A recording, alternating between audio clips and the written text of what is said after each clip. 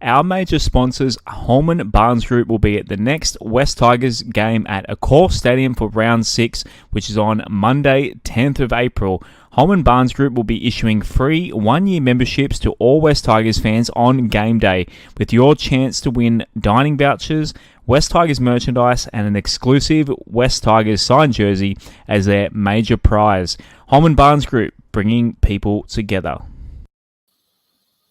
And welcome into another episode of the WestsLife Podcast. I'm your host, Josh Barnett. We are sponsored by Holman Barnes Group, which includes West Ashfield League. So if you're not heading to Homebush to go through that torture on Monday when we play against the Parramatta Eels, then why not go to West Ashfield Leagues and have a nice cold beer and a nice pizza from the restaurant there. So at WestsLife Pod on Instagram and Twitter, please give us a follow, and patreon.com/WestsLife. We'll get to if the guys have dropped any questions and that sort of thing later in the show. And shouts to everyone tuning in now on YouTube. Please like and subscribe. Turn notifications on. If you're not on YouTube right now as well, please head to our WestsLife channel and give us a sub. Let's get those numbers up. Tell your friends, all that good stuff. Tonight's going to be a good one. We've got a huge list. If you're watching on the video now, you see there's a tower of four tough blokes. I'm at the top, but the other four nice big masculine men in the show. And I'll start with Mitch. You're our guest. I'll go to you first. So Mitch is from the Cumberland Throw, and I think just about any NRL fan that's been on Twitter has probably seen your fine work. Mitch, welcome. Of all nights to come along, it's a very drama-filled week for us West Tigers fans, as it always is. I've certainly picked a good time to come on. With that said, I thought last Easter Monday would have been a good time to come on, and it ended up pretty good for you guys. So, look, I'm hoping, things don't repeat, but also at the same time, hoping things get a little bit better for my friends who wear the gold and black too. Yeah, and I'll go as first, coming in from around the corner from my place now. He's now a Sydney sider. As how you settling in to Sydney life? G'day, Josh. G'day, everyone. Just trying to have a quiet day, but it's a bit impossible to have a quiet day when you support this team, is it? Yeah, it's even when they're not playing, they're killing us. Rob Bashara, how are you this evening? I'm embarrassed and I'm pissed off, and I can't wait to talk about this embarrassing CEO. And such was the drama that our beloved Shane Calder, he's coming from his rock and roll room out west. He's come on to help decipher our beloved club. Shane, welcome back. The people have been asking for you to come back on. It took a botched Anzac jersey, but we got you on. Yeah, botched Anzac jersey and no work tomorrow. So that's a good one. Yeah, that's literally the reason why. A long weekend. Yeah, 100%. Beautiful. So we will get to the elephant in the room, or Operation Dumbo drop in the room, or the Dumbos that are in charge of our club. So if you've been living under a rock and haven't heard yet, the West Tigers last night, they put out their commemorative jersey. They didn't call it an Anzac jersey, which sounded odd to hear that as well. There was no Anzac name. A few people touted, or maybe they're not just running with, they haven't got permission from Anzac this year. And I don't know, but someone in our Patreon asked us if we were the first to tweet this out, because someone tagged anything of the club. Now we get tagged. Our phones, the three of us, our phones go off all day with people tagging us in anything that happens West Tigers. So we hear about it pretty quickly. And someone told us that the imagery of the soldiers down the bottom is quite clearly, to anyone who knows their military stuff, is American. They could tell by the gun or something. I'm not big on military stuff. I wouldn't have known, but what was meant to be for Anzac round for Australia, obviously Australian and New Zealand troops, we've gone and found a stock image off the internet and not realize that it's American. By we, I mean the West Tigers, not us. But it's created a whole lot of drama. Shane, we've got you back on. I'll let you have first crack at this. What was your reaction when you heard about all this? It just made me laugh because it's for a club that's so under fire. Like, how did you drop the ball this hard?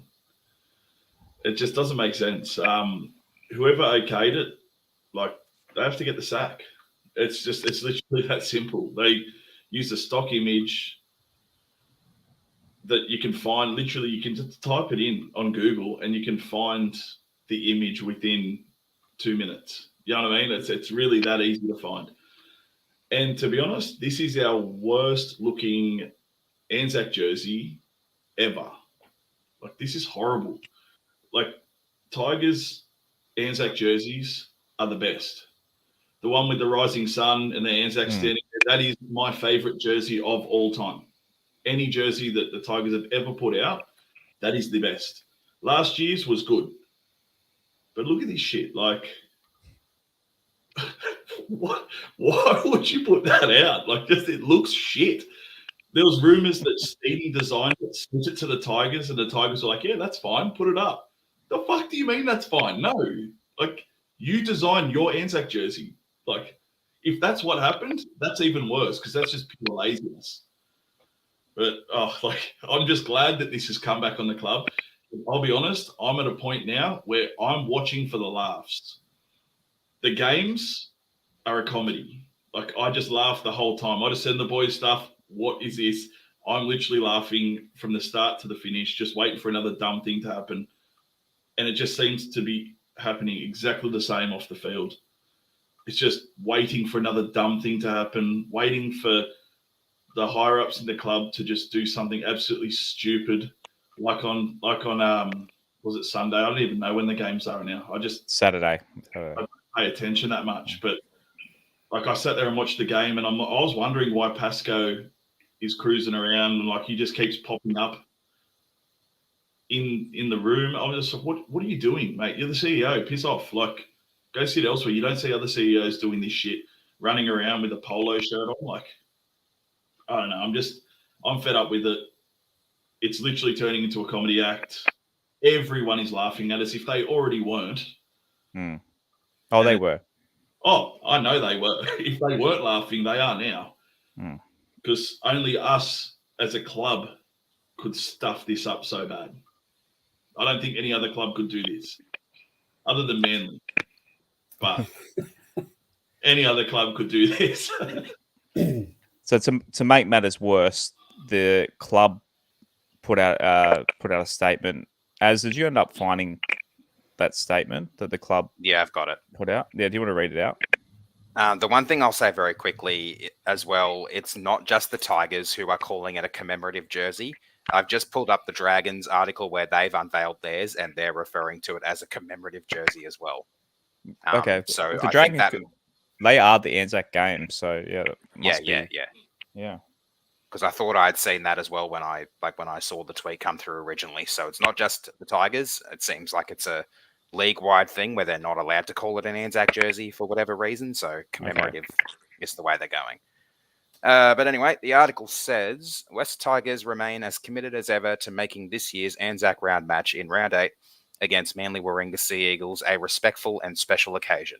The commemorative jersey to be worn by our players for this match has been criticised because an image on the jersey does not accurately depict Australian or New Zealand troops. As a club, West Tigers is deeply sorry if the use of this image has in any way offended anyone.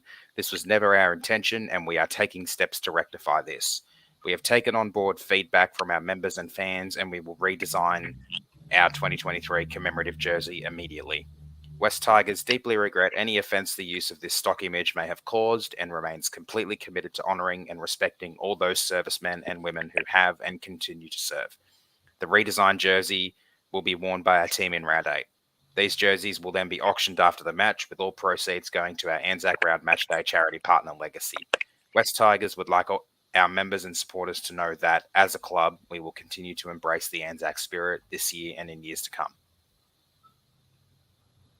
So I've cut together. So Kent and Hooper have gone pretty hard tonight. So I've got a few clips here. Here's Kent, because Paul Kent did a bit of research on the story today. So he's him talking about the writer reply from the West Tigers. In the meantime, what's happened today is I've spoken to the Defence Force, who have said to us that they were not consulted by the Tigers, as opposed to what the Tigers said yesterday, that they did not supply any images to the Tigers, that they do have images available if they are sought after, but they're not. The Tigers simply went and got a stock image off the internet, designed the jersey themselves and sent it off to Steeden, who printed the jersey up. There's also a suggestion in the statement today that in the one yesterday, that it was purchased under a licence by our official apparel partner. That's not true. The fact is that it was actually sent to apparel partner Steeden by the Tigers. So they're a little bit slippery with... Rob, so the club coming out and lying, if in fact that is true, that's probably, in my opinion, that's worse than getting the image wrong. Of course it's worse. You tweeted this afternoon, Josh, about this, and I commented on the tweet. I'm glad the West Tigers rectified it quickly. Like, they've admitted their mistake, they've rectified it quickly, but I also said no one's taken ownership as to who made the stuff up with getting the wrong photos on the jersey. Then to sit through the beginning of 360 and what I sat through tonight, I've just realised this is just one of the darkest days for the club ever. I mean, there's two outcomes to this. One, Justin Pascoe has to stand down. Or two, Justin Pascoe is going to sue Paul Kent for misinformation.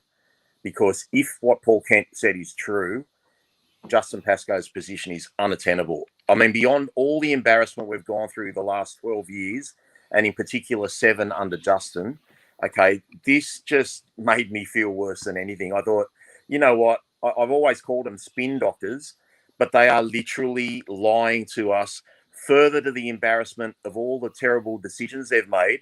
And then, you know, you go back to the quote that I've been throwing around for the last week. We'll make some decisions that won't make everyone happy, but we do not apologise for any of them.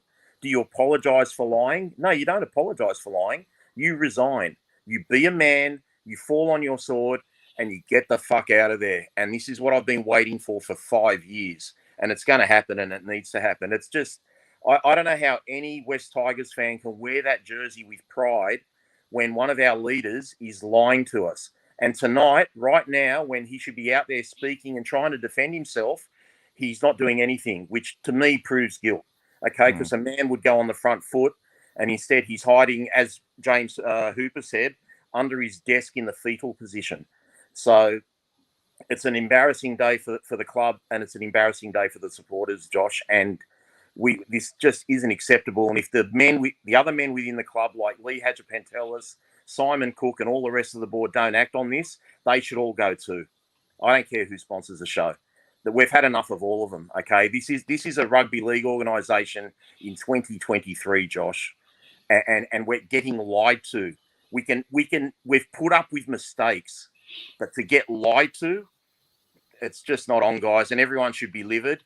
And instead of DMing me, email the club, ring the club, tell them how embarrassed you are. That's what you do. He's got to go, guys. If he's not gone by tomorrow morning, I wouldn't be surprised, but it would just be typical West Tigers, wouldn't it? You mentioned Hooper there talking about this. Here's Kenton Hooper, on our management at the moment. Insult. And to me, what it underlines is the fact that the Tigers are as bad off the field and in the front office as they are on the field, which is a very sad state of affairs. Well, look, they've missed on so many levels too, Hoops. This indicates, this is the small problem to the bigger problem. This shows you that, is this the only thing that's gone wrong at the Tigers, or all these other things that they keep spitting out in the media, all their versions of events with the way that the club's performing, the fact that they keep pressing forward all the time about how well the club's doing financially off the field. They've just burned $75,000 on these jerseys here because you're $150 a jersey. They've printed 500 of them up, sold 100. I don't have to get your money back if you want that, but I'm sure they'll offer that. But it's just indicative of the club that's just not sitting in reality at the moment. That is just basically conjuring events to suit their version of what they believe is correct. And fans have got a right to sit here and say, you know what, we've had a gutful of continually being... Mitch, the Parramatta Eels a few years ago, you guys had some issues with management and kind of going through a similar, maybe not, I don't really remember the comedic errors. I don't remember. We had some comedic errors. Look, I know I'm going to be preaching to the choir, but Jack Gibson said, winning starts in the front office, and that was bandied around at Parramatta Leagues Club for 5-10 years when Parramatta were in the doldrums, and we were very much in your seat, and you guys were laughing at us as we were worth laughing at. And 2016, the Office of Gaming and Liquor or someone stepped in and sacked our entire board, installed an independent board and separated the Leagues Club from the football club, and a whole lot of things occurred. But effectively, we got proper governance into our football club. And since then, we've only missed the finals once. And we went from an absolute on the back page of the paper on Fox League every night embarrassment to look. What I actually think is interesting is that when you think about our season so far, it's not actually about the none and five who the West Tigers are currently sitting at, because if we're honest, the Eels are a field goal from Mitch Moses away from sitting on exactly the same record that you guys are. But I feel, and I imagine you four feel, and I imagine a lot of your listeners do too, that there are worlds apart from where the Parramatta Eels are in 2023 and where the Tigers are. And I don't mean that as any disrespect whatsoever to you guys or your club, but it just feels like they are in completely different universes. And like I said, it's a field goal apart at this stage in regards to the ladder. But you guys very much, as Rob has said and Shane said earlier, there needs an overhaul in the front office before you're going to get anything on the field. I know you guys, for good reason, were very, very optimistic about coming into this season. And if nothing else, the signings of two generational signings as far as off seasons go in regards to probably the best hooker in the comp and one of the best back rowers in the comp. And it's the same old story. If that doesn't also point to you got to get the front office in order before you get success on the field, I don't know what will. Yeah, absolutely. I mean, the difference is you guys were in the grand final 6 months ago. We haven't made the finals for 11 years. So it's just a build up and build up and build up of years and years of going down the hill. And then, like you said, we did have hope coming into this year. But as I don't know where does the club go from here? Blow it up and start the fuck again. Yeah, honestly, you really do have to start from the top, the front office. So I'm the architect of solutions. I'm sure everyone here has just as good, if not better, ideas than I do. But honestly, you need to start it all again, and you need to get a new sense of culture, a new sense of pride back in the jersey, and you need to figure out that you can trust not just the people next to you on the field, but the people in the front office. Just got another clip here from Kent, Ian, and what's his name? James Hooper. So the players, a few people in our comments have mentioned it. So, and I think Rob touched on it earlier. So they made the players front up to the media. And so here's the players, having to answer questions about a fucking jersey that wasn't even anything to do with them. But here we go. That day jersey was unveiled. You were modelling it.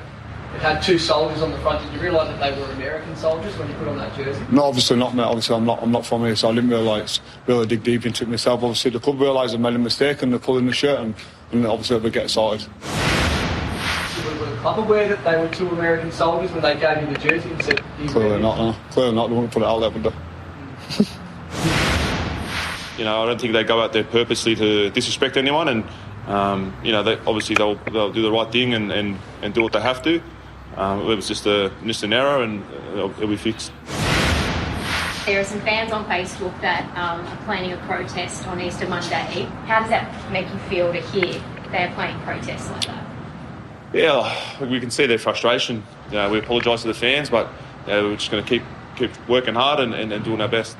I've been here for 7 years, and Justin's been here, and to be honest, I can't speak highly enough of him. I really do feel for him because, when we talk about sponsorships and all that sort of stuff, and the club heading in the right direction, he's boosted everything. The club's in a really good position. So obviously, if you don't want to play the game of guess the voice, so obviously John Bateman there, and then David Clemmer. David Clemmer was second, and at the back end there was Alex Twal going into bat for Justin Pascoe. Rob. Look, I mean, the best way I can put this, Josh, is if we were sitting in Brisbane's position and we're 5 out of 5 on the table, and the Brisbane CEO came out and blatantly lied about an Anzac jersey, the Brisbane CEO should get sacked. Okay, there's just no dodging this. Our position on the ladder has nothing to do with lying to your fans, not only disrespecting to your members and your fans, you're disrespecting the armed forces. The people that are meant to defend our country, and fabricating a story about them, thinking no one's going to bother to check it, is just, there's not enough adjectives, Josh, to describe it. I'm really filthy about this, and I'm filthy that 2 hours after this has been announced, the club still hasn't done anything about it. Something needs to be done about this. It's just not on. And I'll tell you what, they'll avoid that protest if Pascoe goes tomorrow. There won't be a protest on Monday. Our fans want to see action. We're seeing the same old stuff all the time, but there's just no excuses. And there were some good other points, obviously, where you couldn't clip everything, Josh, but there were some good points made there. Michael Carianis said, South came out with an Aboriginal jersey. They're not going to get Damien Cook to model it. You know what I mean? We had an Englishman modelling a jersey that's meant to represent Australians and New Zealanders. So I just think the whole thing's a joke. As Shane said to you before, everything they do is wrong. There's no attention to detail.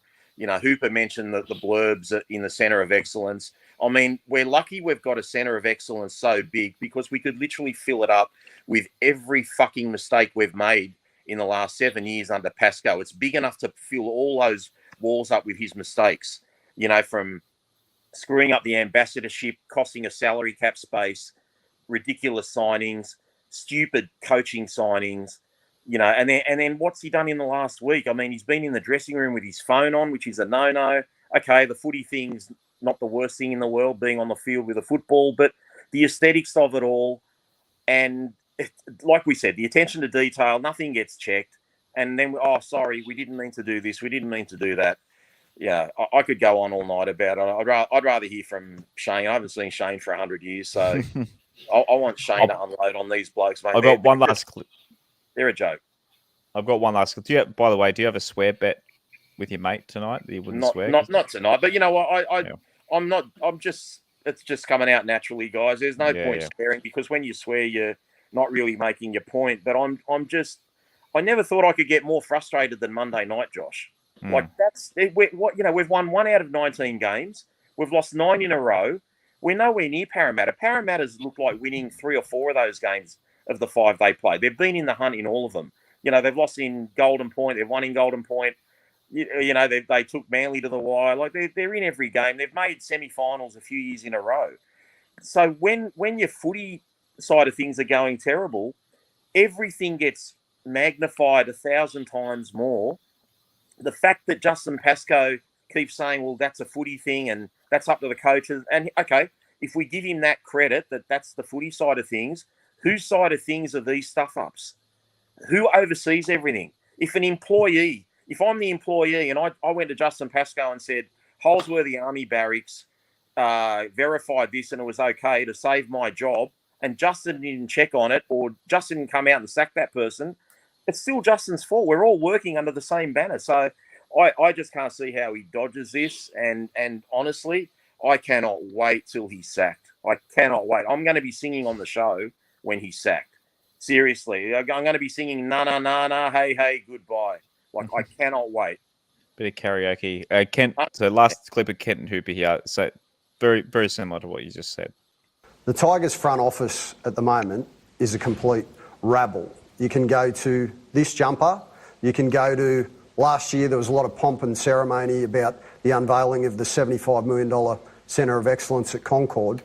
They stuffed up on one of the walls. They had Benji Marshall winning a premiership with St George Illawarra. How does that happen? So to Justin Pascoe's cheer squad with the pom-poms, who always champion the fact that, oh no, in terms of the profit and loss sheet, he's doing a wonderful job. He's not responsible for the football department. Well, surely this falls under his imprimatur. This is the front office. This is the finite detail that a CEO and the CEOs at all the good clubs are across. This doesn't happen on anybody else's watch. The other thing is, too, is that once again they sent the players out today to basically try and explain it away when it's clearly an administrative problem. Like the chairman and the chief executive, at some point, one of them should have come out and just said, look, we're deeply sorry, we made a mistake, and rather than try and just spin a little bit of truth that they probably hope wouldn't be discovered, that they had checked it out with Holsworthy, they sent the players out to give their version of what actually happened there. And it's interesting.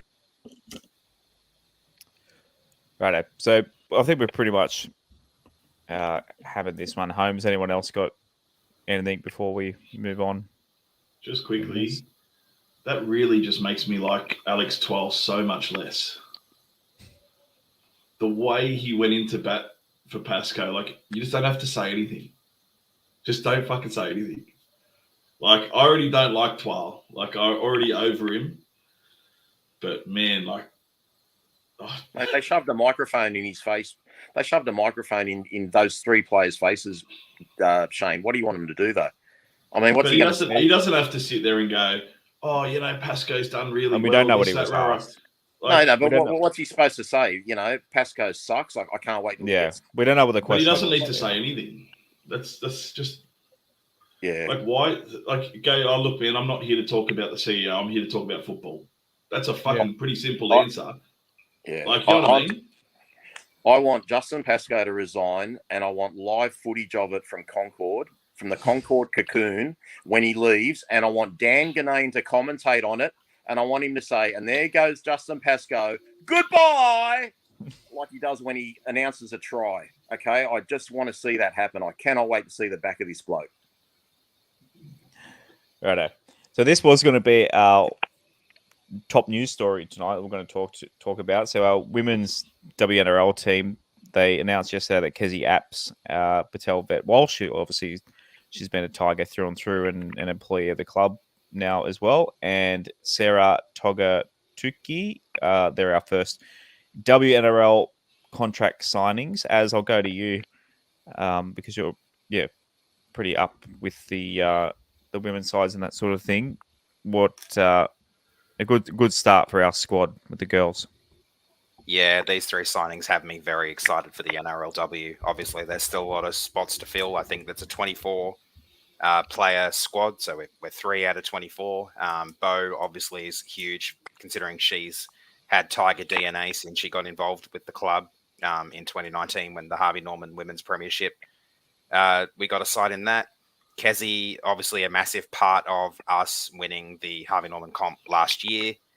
Good to see her come back. And Sarah is a very damaging prop from the Roosters and a big, big loss for them. So this trio in particular really going to be important for the culture, setting an example for the young girls coming through, because there's going to be a few of those. Hopefully we can back the three of them up with some more quality signings. I'd love to see the Curtin sisters added to our squad as well. They come as well, yeah. Tess Staines as well. Tess as well, yep. Friend of the show. Need a pinch her from Parramatta. Good things ahead for the NRLW team. Just hopefully we can keep building a strong squad from here. Righto. So there is actually a game of football this weekend, this coming Monday. This is why we got Mitch to come on the show to help analyse and preview the game on Monday. So team list for the West Tigers, we're playing against the Parramatta Eels on Monday at 4:00 Easter Monday. In our backline, so Charlie Staines has been named at fullback, Asu Kepa-Owa and Junior Tupou on the wings, Brett Naden and Stafford Toa in the centres, Adam Dwakey and Luke Brooks in the halves.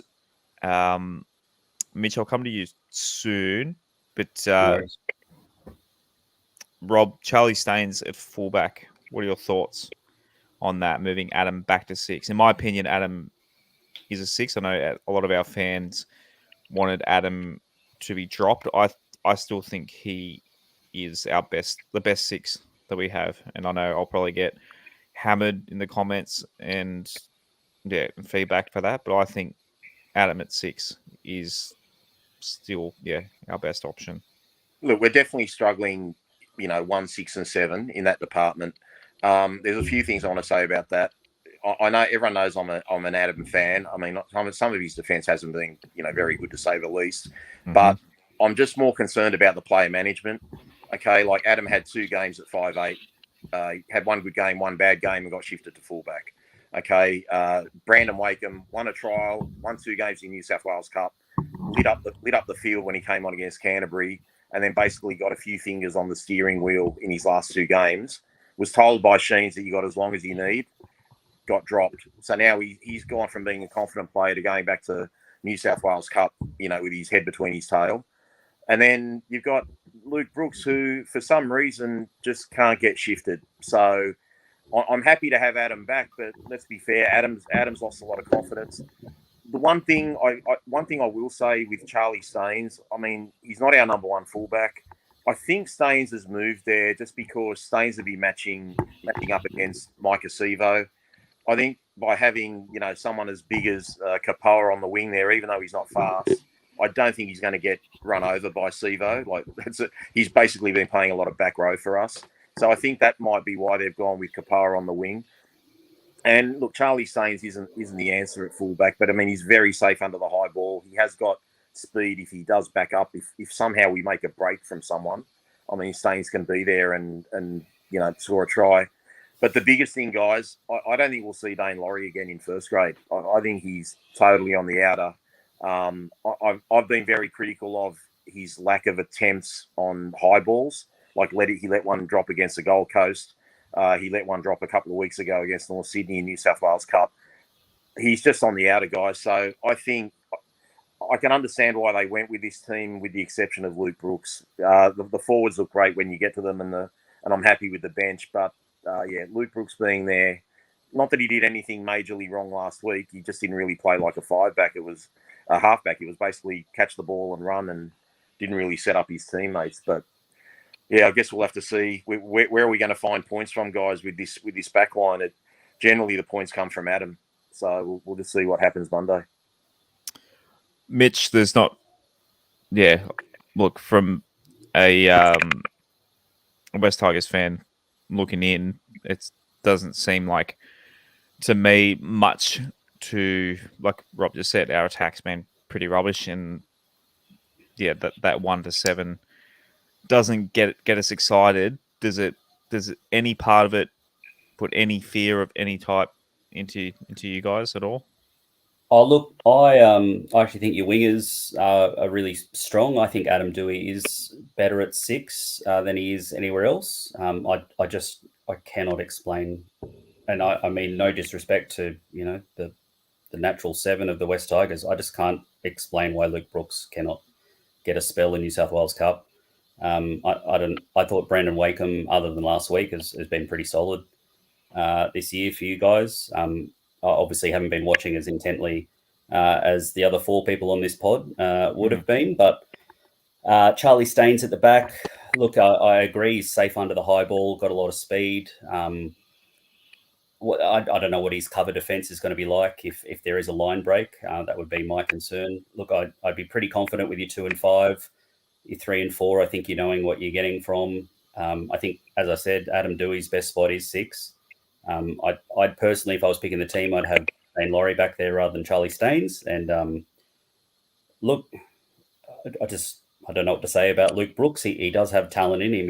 He's just absolutely at the bottom rung of his playing potential at the moment, and it's just as bad every week. You know what? A game against Para might be the very thing he needs somehow, but that's look to be brutally honest. Outside looking in, the rest of the NRL world doesn't understand what Luke Brooks has to do to find himself in cup. To be honest, and I hope you don't mind me. I don't mean to be kicking. You're mirroring what 99% of West Tigers fans are thinking and saying. So our forward pack, Stefano and Clem, front row, Api Coruscant, hooker, Isaiah Papali'i and John Bateman as back rowers, and Fanua Pole at 13.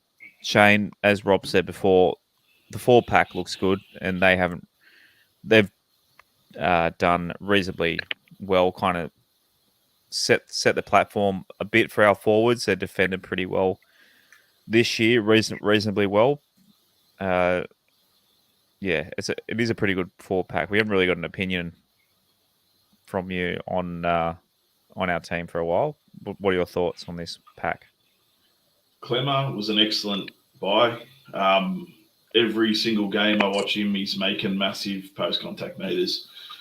He doesn't even need a run-up, and he's still busting through. Like, it's just wild. And then on the other hand, you got Twal, who for some reason is a big fella, never gets a run-up as a forward. He stands literally next to Brooks, gets a ball flat-footed, and takes 2 steps, gets tackled. Stefano's bumping everyone off. The last game, he was playing really good. Against the Bulldogs, he was playing really good. I really like our forward pack. The only person who sort of is quite disappointing lately has been Ice. He just doesn't seem to have that. Look, it's sort of hard when you got Brooks trying to put you through a hole that doesn't exist, because that's what seems to happen. He just doesn't seem to look for the ball. I've just noticed Bateman backs his abilities. He goes and looks for the ball, and somehow he's on the left side creating something. You know what I mean? Like, he drifts across the field and he's creating something because he backs his abilities to be able to either score a try or set up a try. And you know what shits me so much is, why is a second rower going out of his way to set up play, because our halfbacks are not? Like, it's doing me head in. We've got the best forward pack we've probably had. And Brooks, again, is shit in the bed. Like, I actually fucking hate him. I hate him. Like, I don't even know what else to say. How he's not getting dropped pisses me off. He's useless. Look at the forward pack you've got running for you. You literally have some of the biggest forwards in the comp, and you can't create anything with that. You've got the most time you've had. You've got Api Coruscant feeding you. It's probably the best service you've had ever. What is your issue? Like, I just don't understand it. Our forward pack's cracker. Look at that. Like, as any other team, you put that forward pack in any other team, they're the best forward pack in the comp. They are the best forward pack in the comp. Wait till you see the bench. These people, it's just crazy. Like, it's just crazy. Wakeham literally got shut out the last few games because of Brooks again. So it's just, I don't know, it's your time to shine, and you shit the bed like every other year. Look at the forward pack you got. Does me head in. I'll throw to Mitch. I'll throw to Mitch. Shane's right. That's an unbelievable forward pack. I don't even. I think you look at the West Tigers as an opposition fan as sort of a collective 1 through 17. But when you put it up as you've had here with these sort of 6 players and 6 players only, that's a top 8, top 6, top 4 forward pack, bare minimum. That's honestly, it could be one of the best packs in the comp. And as you said, if you've got that leading the charge and in the engine room, I don't know how you keep making excuses for the halves. But with that said, you know, I'm an Eels fan, and I'm absolutely terrified I'm going to be eating my words about 6 o'clock Monday afternoon. So yeah, please forgive me for being cautious. As like this forward pack that we're bragging about here, like a few people have been critical of him. I know, like Papali'i, people are expecting miracles for him. Fanua Pole's quite young, so I think he gets a little bit of a break. Stefano, in my opinion, I don't know, just isn't quite back to his best, but I don't think they've, for a team that's 0-5, it's definitely not what's letting us down. No, definitely not. If you don't mind, I might jump the couple of ex-Eels there. Stefano, we were devistated to lose him, and he's gone on as well as we thought he would. Isaiah Papali'i, he had a really great combination with our halves last year, and I guess the fear or maybe the thoughts of Eels fans was that without that combination, he might sort of regress to the New Zealand Warriors version of Ice Papali'i. And look, over the first 5 games, he hasn't found that rhythm just yet. Whereas I actually remember game 1, Isaiah Papali'i, that he played a couple of seasons for us ago. He came off the bench and he could have been the best forward on the field. So it's just interesting how different environments, or at least in this instance, different environments have impacted a player so much. But with that said, the talent's still there, the physique's still there, the strength's still there. So hopefully for your sake that it clicks pretty soon, just hopefully not on Monday. Sorry, what were you going to say there? The forward pack definitely isn't the reason why I've been losing games. The forward pack, I haven't done like a deep dive into the stats or anything like that yet, but I could tell you right off the top of my head that our meters per game, our post-contact meters per game, already miles better this season than previous seasons. And it's been shown in our game so far that we've got no problem moving the ball up until we get to the red zone. And then in the red zone is where we capitulate spectacularly. Yep. Rob mentioned the bench earlier. So Jake Simpkin at 14, Alex 12, 15, Joel Fingawi at 16. My guy Sean Bloor, not left out of the 17 this week. He's on the bench straight up. He obviously played on Saturday night only because Naden was out and there was a bit of shuffle with Kepa Owa going to the starting side. Justin Matamua, he's been dropped down to 18th man. And then outside the bench, there's Alex Seyfarth, Brandon Wakeham, Rua Nagadikora, and Dane Laurie at the 22. Rob, do you see Sheenius making any changes at all? I doubt it very much, Josh. I think we're going to go with the side we've named. As I said earlier, it's just going to be a matter of trying to find points. I mean, when you've got, Ice Papali'i getting more line break assists than Luke Brooks, you got problems in the halves. Like Papali'i's put Luke Brooks through breaks, not the other way around. So I'm just concerned with the Brooks-Leahy combination that we're going to play again with Appy at hooker and 2 5'8s. We're literally going to have a left 5'8 and a right 5'8 because our forwards seem to be playing a lot of first receiver off Appy. And the boys are getting it second receiver. So, look, that bench is good. Happy to see Joffa there. As Aaron said Monday night, he had a great game in New South Wales Cup last week. I hear what Shane's saying about Twally, but he's not going to miss a tackle. Jake Simpkin seems to be a much better player this year. And I don't know why Sean Bloor was even dropped last week before getting the reinstatement. As I said Monday night, he's actually creating a few offloads.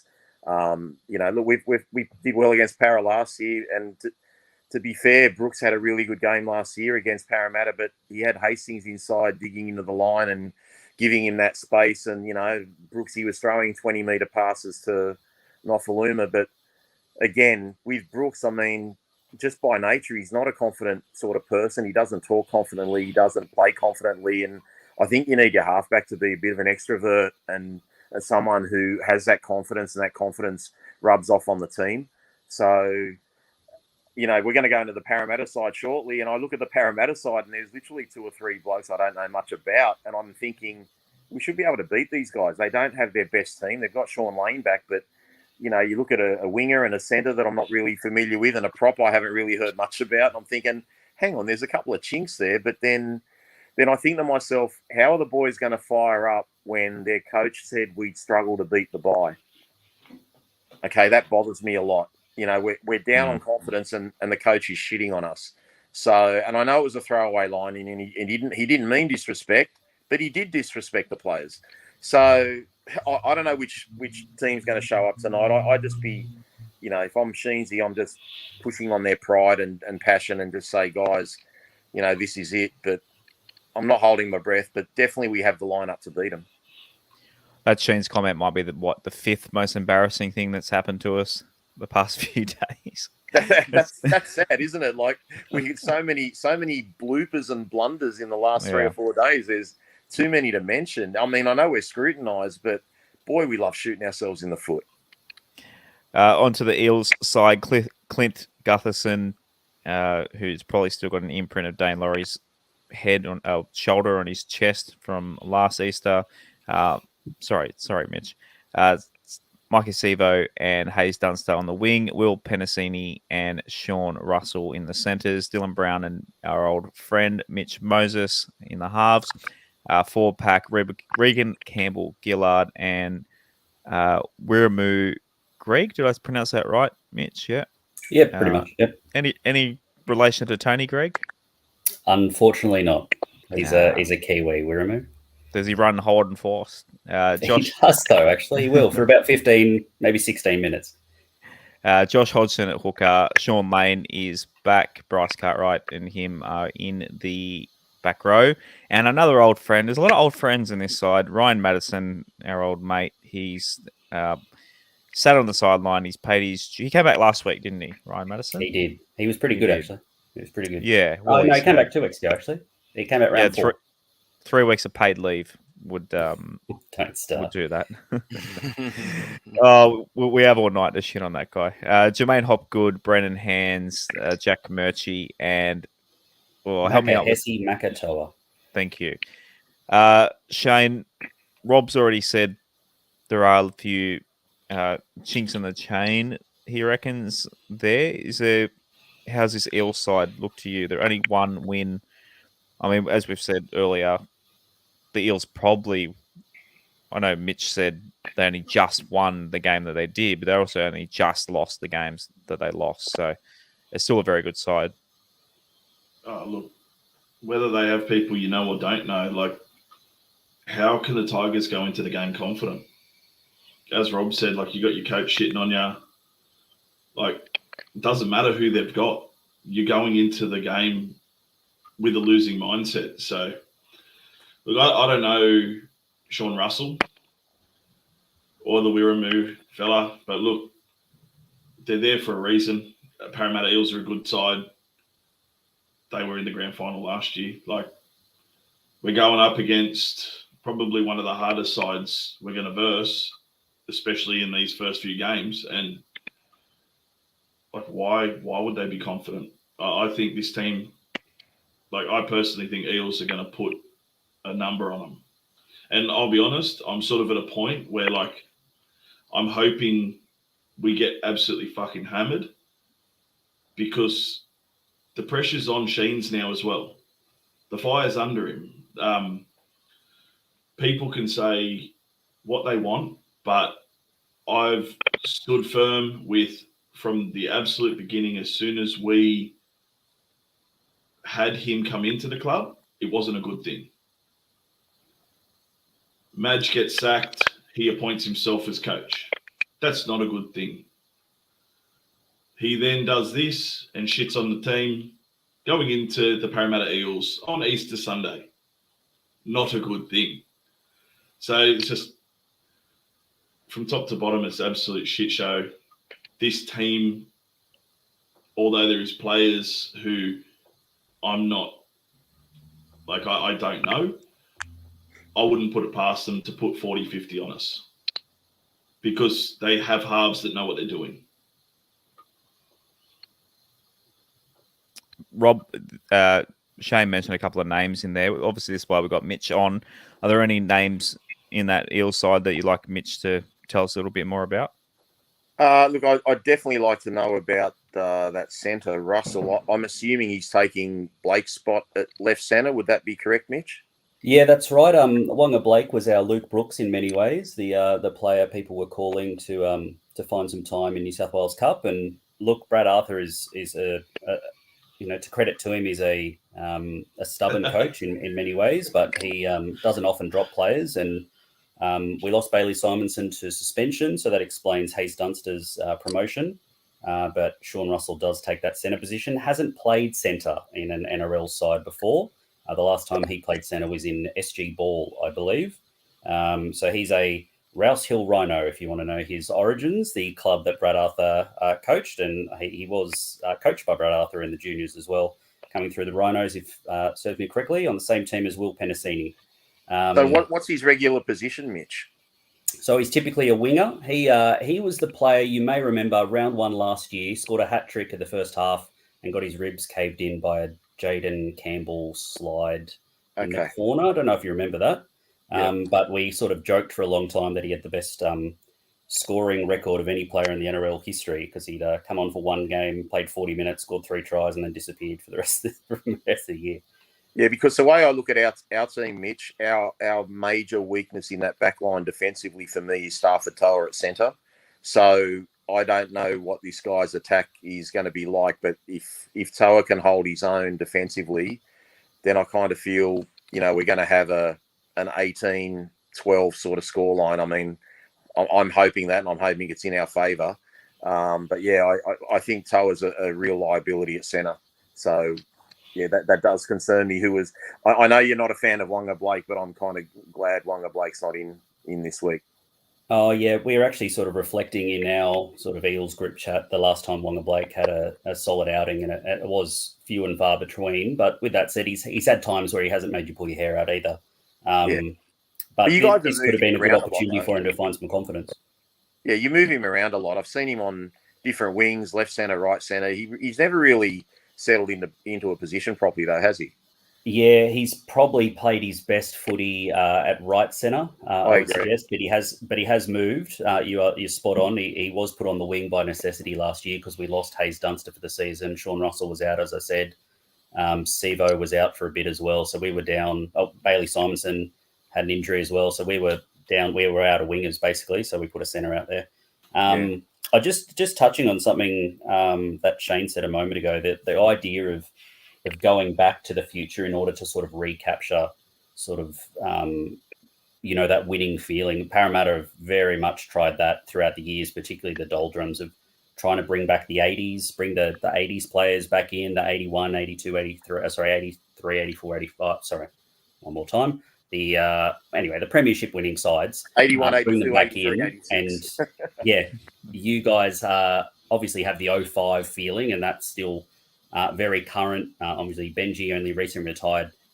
I just don't think you can do that. We couldn't do it at the Eels, and you can't do it at the Tigers to try and recapture that feeling. Now, Benji Marshall is a mysterious. He's got a mystique and aura about him anyway, so that might be on a sort of separate level, sort of the equivalent of our Sterlo.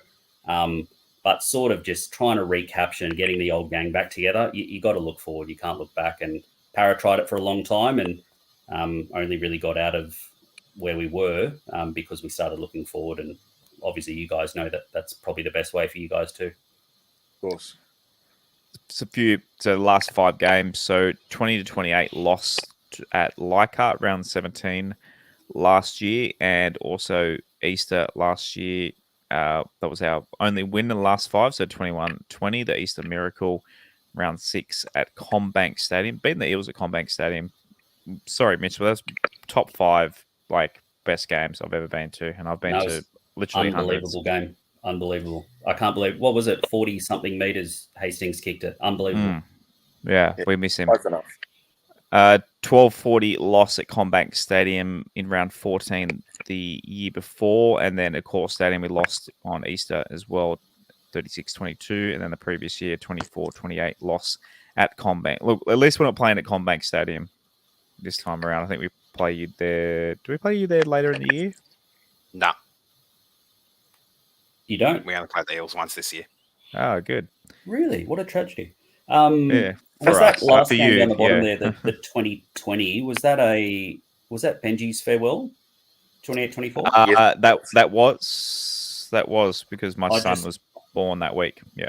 There you go. I was just ticked off. like to see such a legend in the game just so ticked off at his team. I'm actually, if one thing, I'm really glad that relationship is reconnected. It just feels right, I think, for the NRL world that Benji and the Tigers are back together. So, that's one shining positive for the last little while for you guys, that such a club legend has sort of been brought back into the fold. But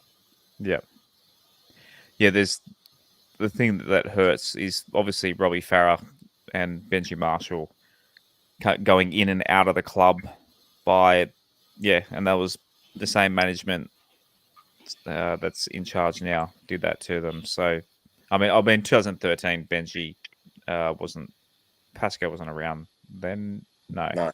But obviously he went back out again under Pascoe's watch, and then Robbie Farah, of course, the whole saga with him as well. He should never have got kicked out of the club. But I guess the good news for you guys is that Pascoe used to be at the Panthers, and he left them, and they're doing pretty well. So maybe it'll be the same magic touch when he finally gets out of the West Tigers. Just getting him out that's the problem. Hey, Josh, just back on Paris team for a second. One player that wasn't mentioned who I'm really worried about as well is Josh Hodson. From his time at the Raiders, he was the chief destroyer of us in all those times we got absolutely murdered by them. So I've got some concerns about how he's going to go, because he obviously has a very, very good matchup against us, and he's obviously not in the prime form that he was back when he was at Canberra before his ACL injuries and all his other injuries. But I still think he's going to find a way to tear us apart up the middle too, unfortunately. Well, that's good news for me, because I guess a lot of Eels had sort of mixed emotions about Josh Hodson coming into the side. Obviously, is a crafty player. I wasn't sure if it was past tense or present. And at this stage, it seems like it might have been past tense. He's sort of missing tackles pretty late in games. And Brendan Hands, you may have noticed, has come onto the bench the last couple of weeks and has been a bit of a revelation, sort of spelling Hodgson. So, look, if I actually do believe in players having really good matchups against certain clubs, and I believe that pretty strongly. Look, there might be an instance where I feel that Luke Brooks plays some of his best footy against the Eels, but that might be countered by Josh Hodgson playing well against the Tigers. Yeah, South fans Moses finds his running game against us too. Yeah, okay. Yeah, he finds an extra gear, it seems, against us. Yeah, Luke Brooks seems to play well against South too. That seems to be a thing. That's our annual Luke Brooks game. So he obviously kicked the field goal last year against them. Just while you've got it in front of me, I just might point out that Jermaine Hopgood, who started all season in 13, has been pushed to the bench with Sean Lane's return, pushed Madison out of the edges. Maddo does play better in the 13 jersey, but it's interesting that Hopgood, probably, I'd say, one of our strongest performers, rounds 1 through 5. He's getting pretty gassed, so maybe the idea is to bring him on after 20 and just let him play the last 60. It's an interesting lineup with a couple of drops. No Junior Barlow, I should say. Obviously against you guys due to suspension. So, look, we're down a couple of troops. We'll see what happens.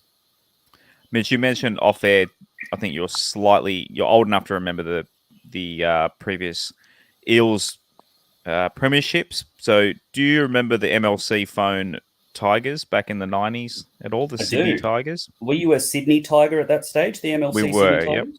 We were, yep. Love it. When the Tigers jerseys look like Tigers jerseys.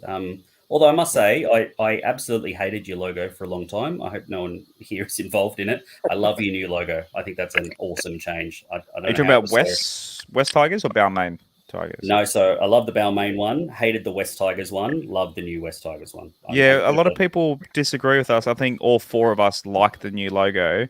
A lot of West Tigers fans hated that we lost the claws, but awesome. Claws were tacky. I thought it was one of the worst in the NRL, no offense. New one, brilliant. It's not hard to get a Tiger right, and you nailed it. Can you guys hear fireworks in my microphone? Is that coming through? I can just hear them. Yeah, but I've got headphones on, so I live down the road from Pascoe just get fired and people are celebrating? Or? Possibly. That's from Rob's house. No, I live literally like a stone throw from where the Easter show is, and they must be testing fireworks at the moment. But just as I'm about to do an ad read for Mobile Corp, so sorry to Stephen from Mobile Corp. Hopefully that's it now, and they've given up. So passionate Tigers supporter Stephen from Mobile Corp. So in the early days of the business, they were under MLC Phones, so the major sponsor of the Tigers in 1994. They say there's a saying in IT, there are only two types of companies, those who have been hacked and those who will be hacked. So what can business owners do to protect themselves from cyber attack? Mobile Corp is a family-run tech company that supports West Tigers and was even a jersey sponsor back in 2007. Mobile Corp is also passionate about helping protect businesses from cyber threats. For an affordable cyber security solution, go to mobilecorp.com.au, and shouts to our friend Shane Walker. He actually sent us a message after the whole incident today. He sent us a message on Twitter.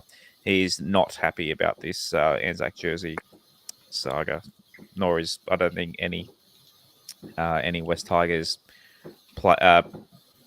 past player or fan. So on to lower grades. Sorry, the fireworks are really putting me off. I can hear them now. Yeah. New South Wales Cup. Magpies, we're playing Eels before the main game at 1:40. I'll just mute for a second. Who wants to talk about New South Wales Cup? I want to talk about Josh Hodson. There is no way he's going to do anything to us on Monday. I think he's slower than the QE2 boys, and Mitch would know that the try he scored against Manly the other week, it was like the parting of the Red Sea. They thought he's so slow, he's not going to get there, and they just all left him alone, and he made that trip to the sideline. So I'm more concerned about Moses, who tends to have his best running games against us, and Clint Gutherson, who, you know, I don't think I've seen a fullback in a long time who's got the anticipation that Gutherson's got. So we've got plenty of weaknesses to worry about. But geez, if Josh Hodson has a good game, I'll be like, have my head between my knees, seriously. I just think I agree with you. Like, he's carved us up over the years with Canberra, but he's like 2 yards slower. You know, as Mitch said, he's missing tackles. I just think they've actually got a bit of a problem there with Hooker. So there's really no reason why we can't win if the boys are mentally switched on and you know, have some confidence back somehow. But I just don't know where they're going to get that confidence from. Hey, Mitch, just on the Anzac Day game, on the Easter game last year between us, what did you think of the theatre between Dane Laurie and Clint Gutherson with the massive pile drive tackle into the in goal, and then I think it was a bit of a shove over the sideline in return? Yeah, look, I love it. I as long as it stays on the field and it doesn't get dirty and anything, I think we've seen some of the worst of that recently, where it sort of spilled into the after game. But if you're just competitive and working as hard as you can, look, as long as you can shake hands at the end of the day and look one another in the eye, I think it's fine. And look, I don't think Dane Laurie or Clint Gutherson would have been upset if either one of them sort of walked up and offered their hand at the end of the game. So that's the sort of theatre that I like watching to and I think you guys, having West Tigers fans, you want to see your team engaged in the game, and if they're going out trying to beat their opposite man, then, you know, more power to them. It's a physical game. We're not here playing you know, noughts and crosses. We're here to hurt one another and to get the better over your opposition player, and I'm absolutely all for it. Here, well said. To watch. So, as I said, New South Wales Cup, they're playing before the main game at Accor Stadium, 1:40 p.m. kickoff. Our old friend Dane Laurie, he's named at fullback there. Wakeham's back in the 7. Will Smith in the halves with him. Any other names in lower grades, fellas, to keep an eye on at all? Safe halves at lock there, but how's Sione Whanu going? Anyone got an answer? I don't have an answer. He was fantastic in the trial we had against Canberra. He looked like a world beater, but I haven't been paying attention to New South Wales Cup, mate. I'm struggling to watch first grade. No, understandable, mate. It's a little bit hard, but, you know, like meeting you guys this year, 0-5. I think we were 0-5 last year when we met you as well, but you guys might have been 4-1 last year when we met you, as opposed to 1-4. Yeah, I remember it. In some of my nightmares and sort of Vietnam NRL memories. Yeah. The flashbacks. Yeah. Jersey Flag, we're playing against the Eels as well. That's at Lickham Oval on Good Friday at 11 a.m. A Good Friday game for the Flag boys. The juniors, so it's semi-finals now for Harold Matts and SG Ball. The New South Wales Rugby League website hasn't updated who's playing. I think the only team that made it through, as you might be able to correct me on this, is the Magpies SG Ball made it through. I think that's correct. I know it's one of the Magpies ones. I believe it's the SG Ball. I'm sure someone in the comments will let us know. Our old mate Prune on Twitter might get mad at us not knowing that. But sorry. In the women's, Harvey Norman women's, they're playing at Wenty against the Magpies at Ringrose Park on midday on Good Friday. And Tarsha Gale, I'm sorry to the Tarsha Gale girls. They finished the season on the bottom of the ladder, and I put a little wooden spoon there because their season is done, and they finished last. Righto, Rob Stradamus time. Mitch, are you a punter? Do you like having a bet? Only against my own team. Against your own team? It's what's that called? Emotionally hedging. Yeah, at least I come away with something at the end of every game. Yeah. Rob Stradamus, what have you got for us this week? Not betting on the Tigers again? Look, I could probably go a same game multi, but I don't want to be a traitor. So I'll just stick to another team. And I think this is a pretty safe multi, guys. It probably won't be paying more than $4 or something. But Broncos and Katoni Staggs and Selwyn Cobbo to score. The Canberra left edge is absolutely atrocious, especially with Shield Smith and Albert Hopewadi on the left edge there. They're awful. And I just think these blokes could even get a double, let alone one each. So I think that's a safe bet. And, if you put the Broncos at, just head to head, I think you'll get about $4 there and, whack a bet return on it in case one of them goes wrong and get your money back. Did your bet get up last week? No. No, I had Canterbury to win. I had Josh Adokar to score and I had Carraz to score. And Carraz let me down. So I only got 2 out of 3 there. On to our tips for the other game. I forgot to update your scores. Sorry, boys. So I am still leading the comp. I will say that. I am a few in front of Is that why you're everyone only updating else. your scores? Yeah, no, because Just to I can extend your actually because I can actually see my score, whereas I can't see Rob's in there. Anyway, making that's all right, excuses. Josh. It's like pretty, I just Justin Pascoe that answer. Yeah, we're pretty used to our club deceiving us with facts and figures and stuff, mate. So it's all good. Tomorrow night, Roosters and Storm. Az and I gone Storm. Rob, you've gone Roosters. Mitch and Shane, feel free to tell us who you think will win in this one. I'll love the Roosters. I thought they were pretty good against us last week, and Joseph Suali'i wants to certainly remind us all that he's still got a couple of more years in the NRL. He was very, very good last week. Yeah, I Even think Sans Tedesco, I must say, though. Sans Tedesco is important, remember? Shane? I'll probably go Roosters. We've all gone Bunnies. They are playing against... Who are they playing against? Canterbury. I just think it's a tough ask for Canterbury having the last match of the weekend and going to extra time and backing up on Friday. And Souths are desperate for a win. So I think that's rough, a pretty straightforward win. Yep. Yeah, it is rough. Not much backup time. We've all gone Cowboys against the Dolphins. Does anyone want to go fins up at all? The dream's over without their halves. It's unfortunate, but it's the way of the world. We've all gone Panthers against Manly. Yeah, obviously the reigning champs. Yeah, at home, hard to beat. Anyone want to stand up for the Silvertails? Crickets. That answers it. Hell no.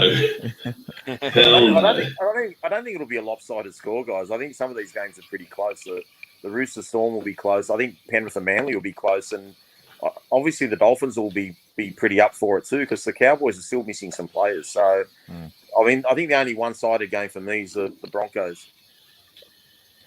Yeah, the Manly, they're 9.5 start in that game. About right, I suppose. We've all gone Broncos against Raiders. I think Raiders, if we're going to catch anyone for the spoon, I think Canberra are going to be it. So we've all gone the Bronx at home at Suncorp. No one's thinking anything of Canberra.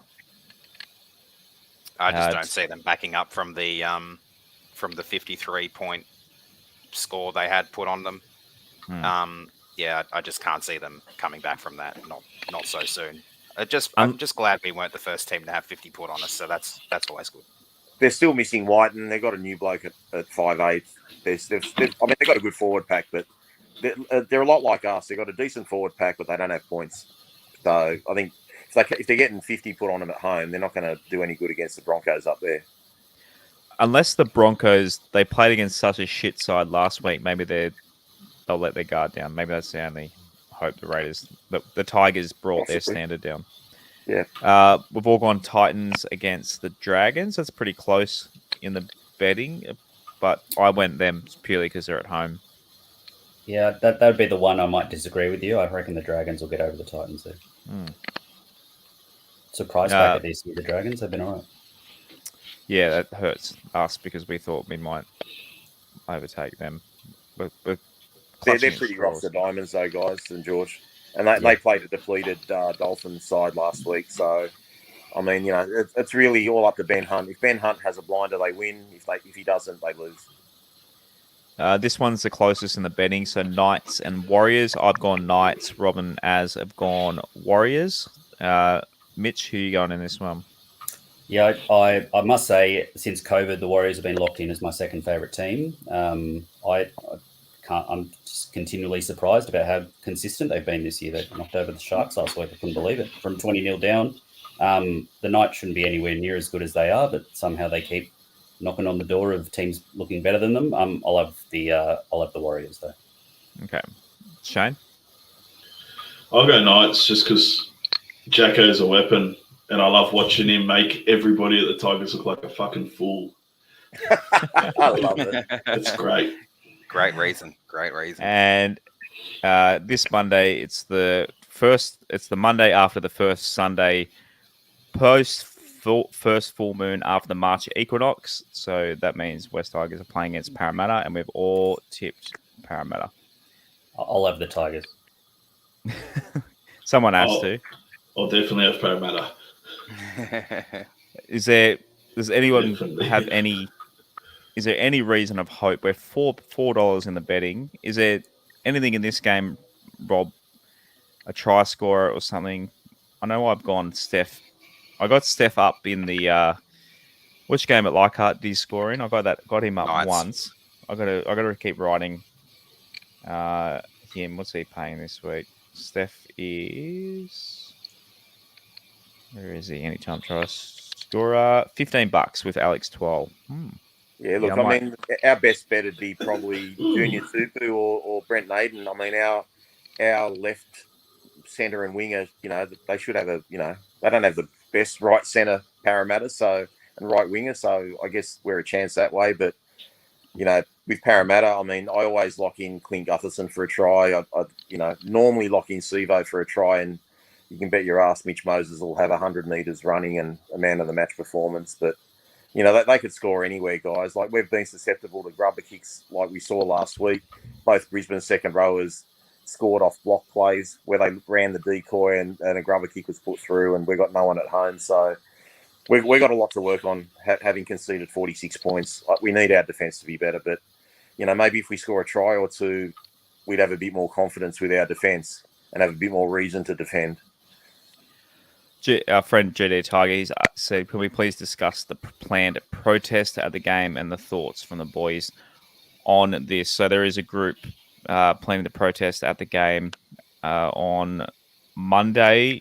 I don't think they've actually confirmed what exactly they are going to do. It's possibly, I know in the soccer who was it? The Wanderers that did the turn away and face away from the game or something. I think. Does anyone know much about this protest? I'm hearing they're going to do either that, where they're going to turn their backs on the field for the 11th and 12th minutes, or there's going to be walkouts. But I'm thinking walking out is a stupid idea because you're paying for a ticket, so the club gets your money from your ticket, and you're just going to walk out. So that makes no difference to the club whatsoever. Plus, if you don't have none. I've been messaged by the guy that's running this, Clint. I've actually joined that Facebook page just to see what's going on. Really good bloke. Everything's being done in a peaceful way. What I suggested, if they were going to do something, was just have a protest pre-game outside where people are entering. You know, have your banners and your signs, and probably do it that way. Look, one thing that might happen if Pascoe stands down, guys, there's a chance this might not go ahead, because really all this protest is about is we want some change. You know, and if we can't get change, that's why we're protesting. And if the CEO stands down, that's a hell of a start. So, look, I'm not a fan of the walking out after 12 minutes like Aaron's mentioning, although if that's is this our home game? I think this is our home game. Yeah, well, our home game, yeah. Okay, so the tickets are paid for anyway. I don't think that makes a difference. But, I mean, I don't think we should be disrespecting the players. And I know this isn't designed to disrespect the players, but whether the organisers like it or not, it is. So I just rather have a protest outside. I really would. Just have a protest outside the game. At least on game day, you'll get some coverage. There's no point protesting at Concord with 100 or 200 people, or protesting at West Ashfield. So do it on game day. That's fine, but do it outside the ground and let the Channel 9 and Channel 7 and 10 record you and have an interview with you and let's embarrass these officials into making some changes. Just before we get on to the Patreon questions to finish, if anyone would like to join Mobile Corp Holman Barnes Group in sponsoring the show and like to have to reach out to literally thousands of suffering West Tigers fans. We're very loyal. We do appreciate every one of you listening every single week. So podcast at westlife.com if you'd like to become a sponsor of this show that you enjoy. I assume you've listened, nearly 80 minutes into the show and you're still listening. So I assume you've enjoyed it if you listen this far. People that do enjoy it is our beloved Patreon people, patreon.com/WestsLife. Support the show, join our Discord. The guys have dropped a few questions in there today. Baxter VV69 says Pascoe's copying all the heat. The rest of the board is scot-free. They're all the problem. Rob, I think this is a question for you. Yeah, I think even the guys on the board that aren't really up front or in the media and we know much about them. I mean, anyone that's just sitting there passively is just as much of a problem as the ones that are active. But I just feel like Lee and JP, even though Pascoe's not on the board, I mean, he's the CEO, these blokes run the show and the other blokes are just yes men. So, yeah, look, I mean, they're all a problem, but the biggest problem with our club is our governance and the structure and the fact that members and supporters don't get a vote. I mean, if we could all get a vote, we'd all be members. You know what I mean? But there's no point being a member if you can't change anything. So, look, I'm just hoping something happens in the next 24 hours with this debacle, with Holsworthy Army Barracks. So, we'll see what happens. Tim Colgate, how is it that an organisation can mess up so much? He's obviously referring to this jersey debacle. Ask the fans if they have any ideas about a jersey, submit options and select the best one. Then if it blows up, they can blame the fans. Haha, no brainer. As it just almost sounds like it was rushed, a last minute sort of thing with his whole jersey debacle. Yeah, normally we'd see it announced a few weeks earlier. All I can think of is that they either didn't care or didn't pay attention at the time. My money is probably on the former. I reckon happened. I reckon they were pushing hard to get all the Anzac stuff at the last minute. Anzac shit canned it, and they've just scrambled to get a shitty design together to put out. That's what I actually reckon's happened. The design would have been pretty much the same, though, wouldn't it? I would think they would have done something different for Anzac Day. Had poppies, had all sorts of stuff, whatever. And that's what I reckon, because how could you come up with that? If you've had that much time to prep it and that's what you come up with, I think you need to find a new job. Ben Ellis has directed a question at you, Shane. He said, "Do you know what number Sean Russell for Parramatta is wearing this weekend?" Probably a 4. That's a callback to I don't even know. Our center number argument from 2 years ago, about Yeah. at least 4 wins ago. Yeah, I'll never 4. forget it. I was at Cox Harbour that night. Mitchie 101. I heard the next design for our commemorative jersey is the Marines landing on the beach at D-Day. When will it be signed off by the Pentagon? Is this true? So, look, if you can't cry, you laugh, I guess. Right, and lastly, our Benji Marshall member. So, Shane Coet. Hi, guys. I've got a question for you three. It's round 12. This would definitely be a Rob question. It's round 12. Is Sheen still our coach? Is Pascoe still CEO?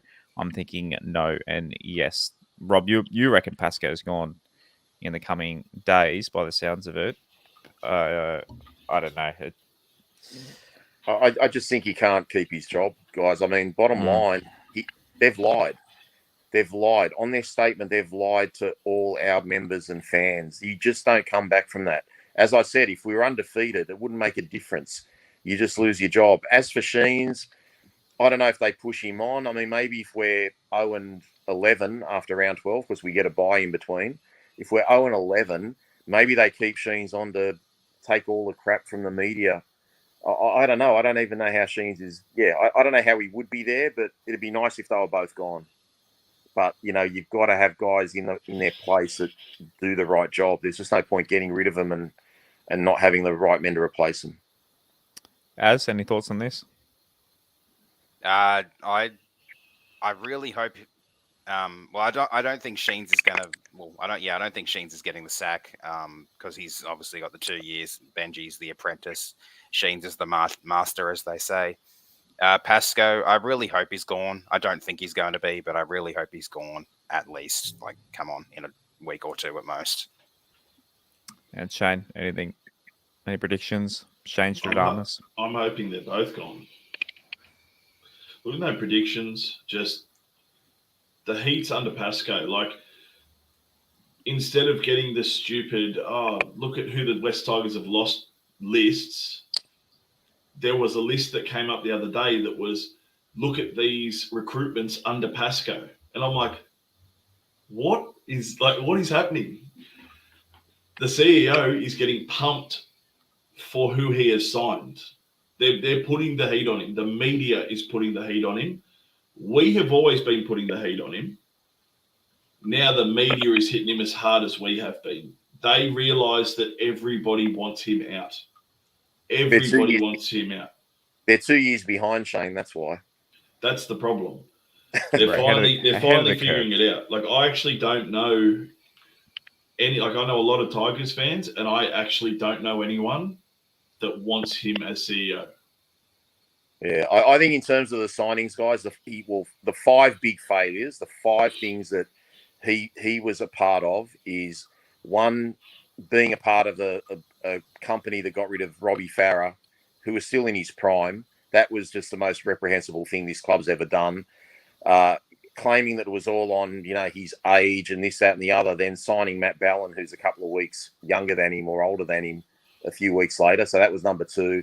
The Reynolds and McQueen signings were done when we had an interim coach.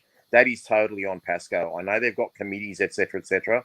They're Pascoe signings. And the 5th one that people keep forgetting, we lost James Tedesco because Justin Pascoe was too busy prioritising the signing of Moses Sully, who we ended up getting rid of anyway, like within months. So to lose James Tedesco was just unforgivable. And obviously, Moses has gone on to bigger and better things. But let's be fair, guys. Tedesco wasn't that player at our club, was he? When he got to the Roosters, he succeeded.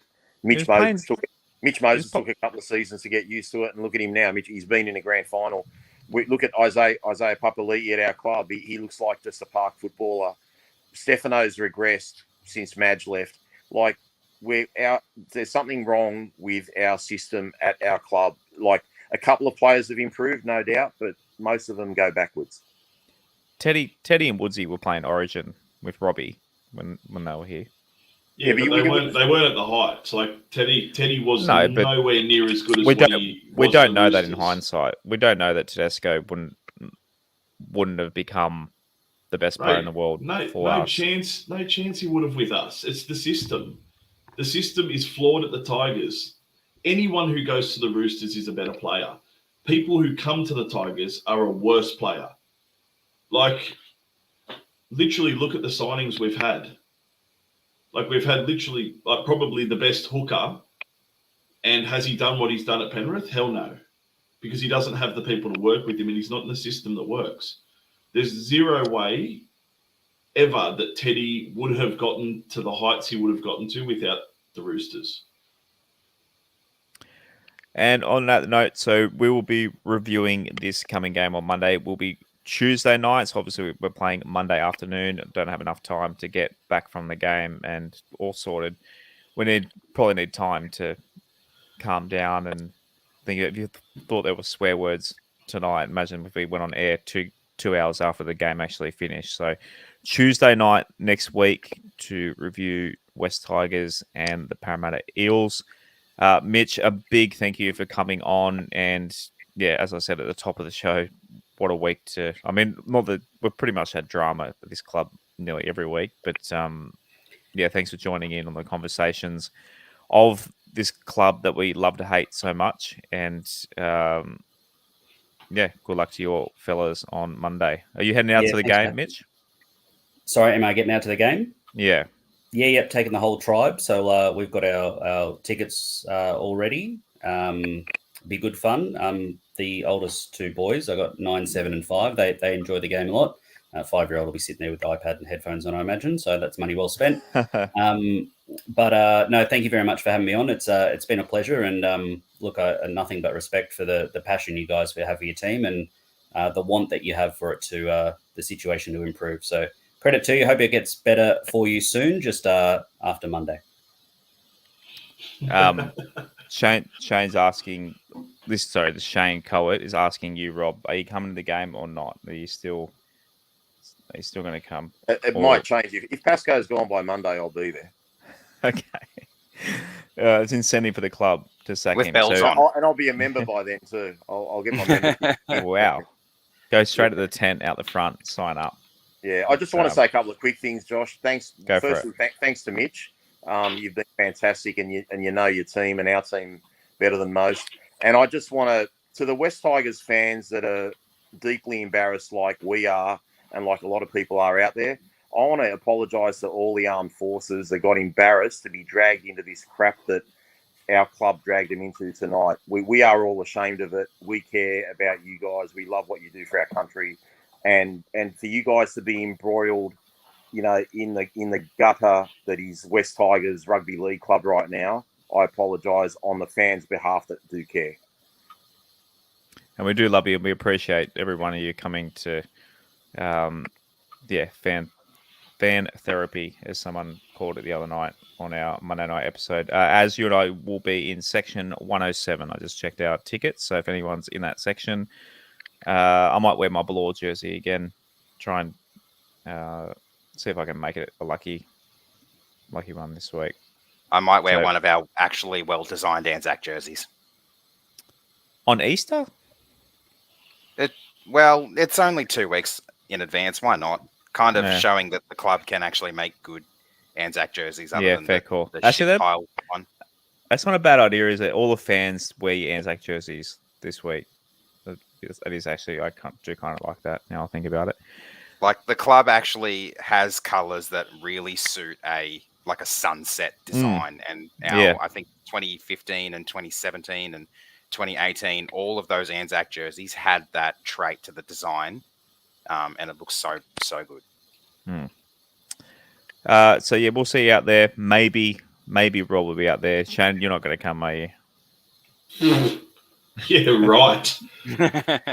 I am not sitting through that shit. I said that after round 1. I will not sit there and watch that. I love this team. I hate this club at the moment. Okay. I love this team, hate this club. I'm not going to support this club in any way shape, or form. If you want to hurt them the most, hurt them in their pocket. Cancel your memberships. Don't buy merch. Don't go to games. That is how you hurt this club. That's how you get Pascoe gone. Can you give the Pascoe promise like Rob has? If Pascoe goes, Sheens gets fired, and Brooks gets dropped, I will go to a game. Those three things happen, I will go to a game. All right, we'll see Shane in 2026. So on that note, again, thanks, Mitch. Is your so much for coming on. Good luck. See you on Monday, and to all our fans, we'll see you Tuesday night. Boys, Mitch, obviously you don't have to partake in this part of the show. We always finish with a little line, and everyone in the comments say it too. Boys, as always, go the Tigers. Go the Tigers. Bye, Pascoe. Thanks for listening to another episode of the WestsLife Podcast. Please follow us at WestsLife Pod on Instagram and Twitter, and facebook.com/WestsLife Pod. You can also support and take part in the show at patreon.com/WestsLife, and give us a subscribe on YouTube and turn notifications on. We'll see you again next time on another episode of the WestsLife Podcast.